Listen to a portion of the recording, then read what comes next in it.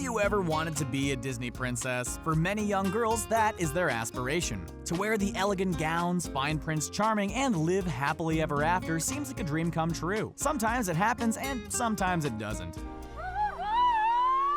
Here is a list of actors that were almost cast as Disney princesses.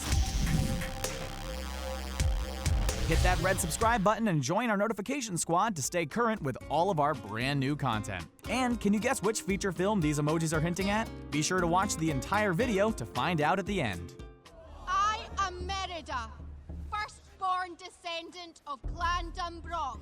Reese Witherspoon, Brave.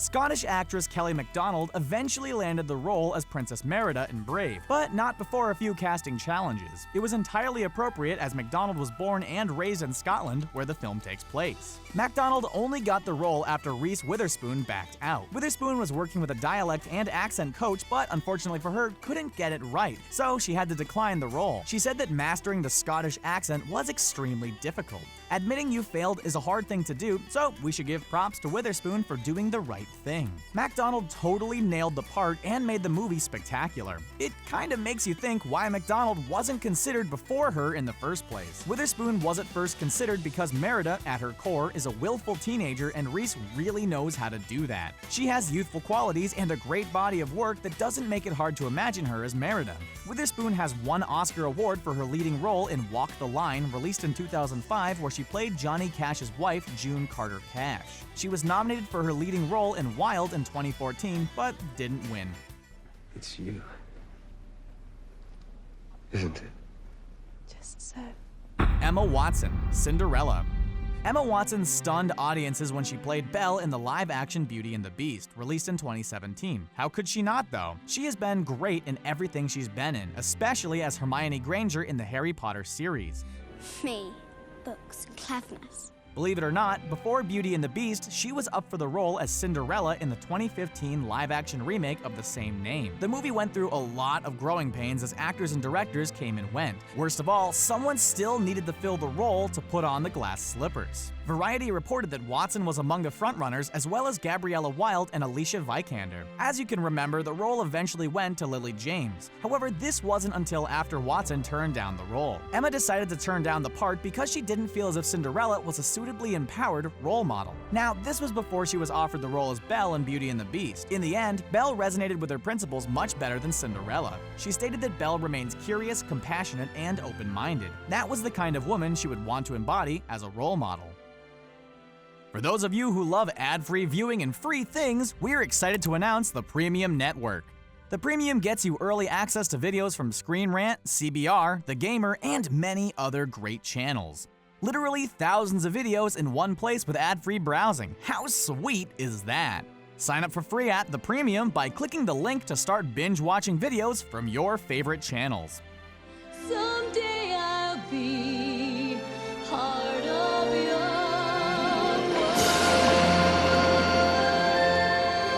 CHLOE Grace Moretz, The Little Mermaid.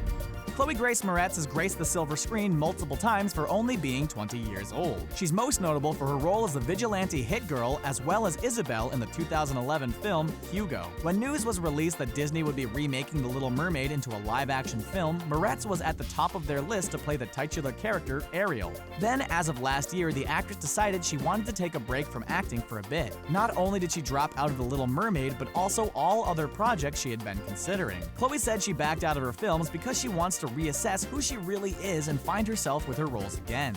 She realized she can slow down since she was only 19 at the time and wanted to pursue movies that really hit hard with who she is. Apparently, playing a mermaid princess doesn't fit her criteria of a hard-hitting project. Although she's not rushing into new movies anytime soon, the actress plans on producing and developing TV projects. What do you think? Would you have liked to see her cast as Ariel? Who do you think they should have cast instead? Life's full of tough choices, isn't it? Oh, look. The little beast is about to fall off the cliff.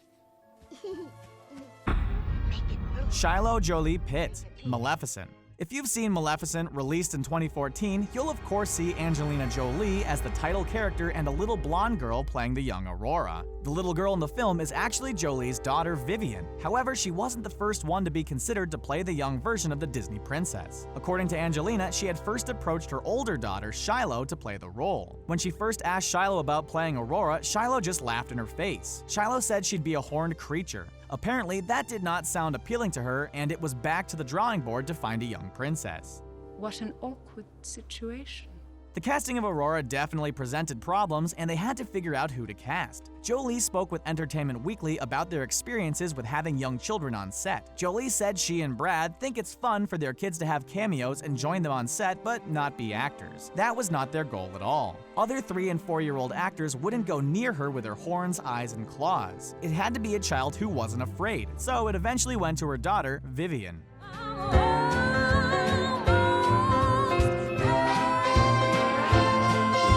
Beyonce, the Princess and the Frog. Did you know that pop sensation Beyonce was almost cast as Princess Tiana in Princess and the Frog, released in 2009? The role eventually went to one of her co-stars from Dreamgirls, Annika Noni Rose, but it might have been a totally different movie if Beyonce had only auditioned for the role. She was, however, the initial frontrunner. Jen Rudin said that in order to be formally considered for the role, actors were required to audition. Many did, and some more than once, except, Rudin said, Beyonce. She expected an offer but wouldn't audition, so she didn't get one.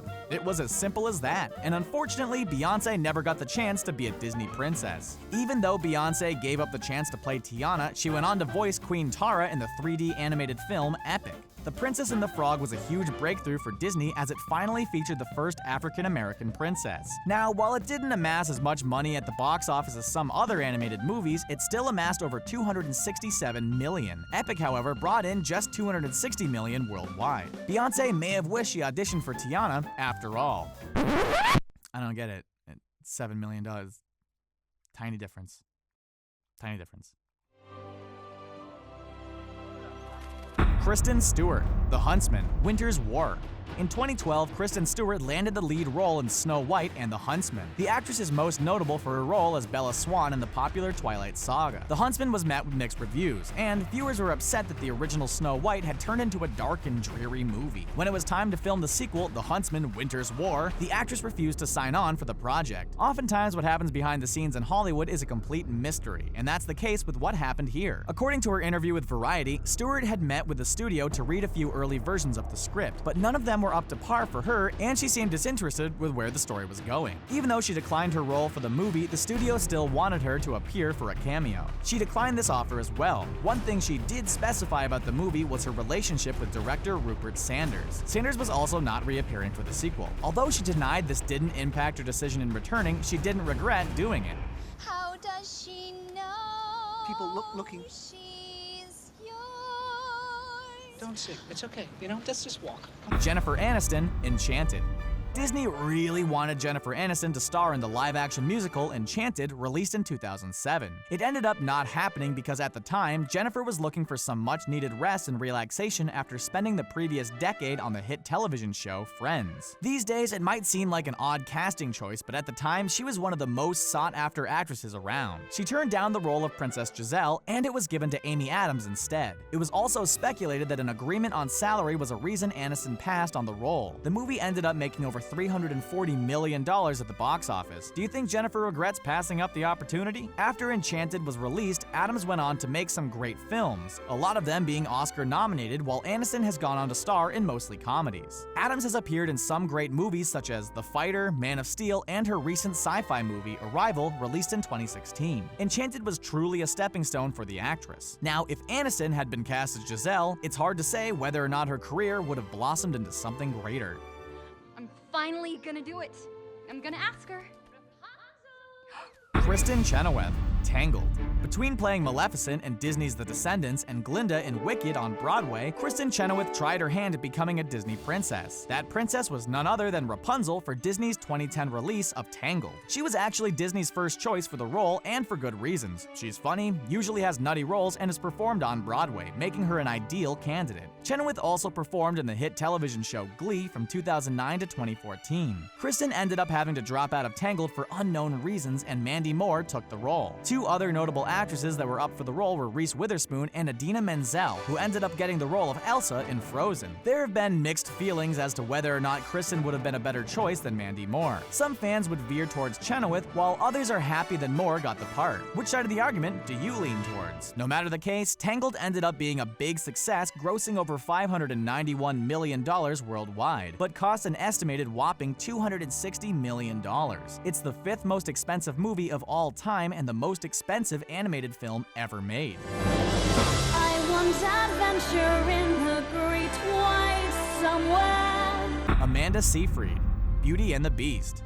Amanda Seyfried stole our hearts in Mamma Mia and Les Mis, so it's pretty surprising she was only briefly considered for the role of Belle in the Disney live-action version of Beauty and the Beast. As you know, one of Hollywood favorites, Emma Watson, was cast instead. Do you think Seyfried would have made a good Disney princess? Would you have considered her as well? At first, it may have been a little hard to picture Emma Watson as Belle, thinking, can she even sing? Once pictures, clips, etc. started floating around, our hearts quickly welcomed her as the star princess. It was apparent to directors that she was the one and only choice for Belle after a while. She had all the charm and grace needed to play royalty. At a budget of roughly $160 million, Beauty and the Beast went on to make over $1 billion worldwide. Bill Condon's live-action remake of the infamous Disney film is the 29th movie to do so. It's the 14th movie from Disney to surpass the $1 billion mark, meaning of the 29, over 48% have come from them or the Universal Comcast Corporation. It's a pretty awesome accomplishment for the company. Margot Robbie, Cinderella. Margot Robbie has literally been hot in Hollywood after her role in the 2013 Scorsese film, The Wolf of Wall Street. Also, not to mention her role as Harley Quinn in Suicide Squad, released in 2016. It shouldn't come as a surprise, she was one actress considered for the role of Cinderella. She is one blonde bombshell that hails from down under. Robbie moved to Melbourne in her teens to pursue a career in acting. She had a recurring role in the Australian soap opera Neighbours and spent 3 years and a total of 311 episodes working on the show. In 2011, she took on the role of Laura Cameron in the short-lived television series Pan Am, before making her move to cinema. Her appearance in The Wolf of Wall Street was one of her first movies. It seems to be one of the recurring elements in filmmaking, as scheduling and other conflicts are what kept the actress from donning the glass slippers. If she did get the part, do you think she would have made a great Disney princess? It would have definitely been a little different from her other parts in the past. Maybe one day she will get a role with Disney. Well, what do you think of this list? Do you wish any of these actors would have been cast instead of who they eventually chose? Also, in case you've been wondering, the answer to the movie emoji is... well, did you get it right? Be sure to tell us in the comments section below and check out our playlist. Thanks a whole bunch for watching.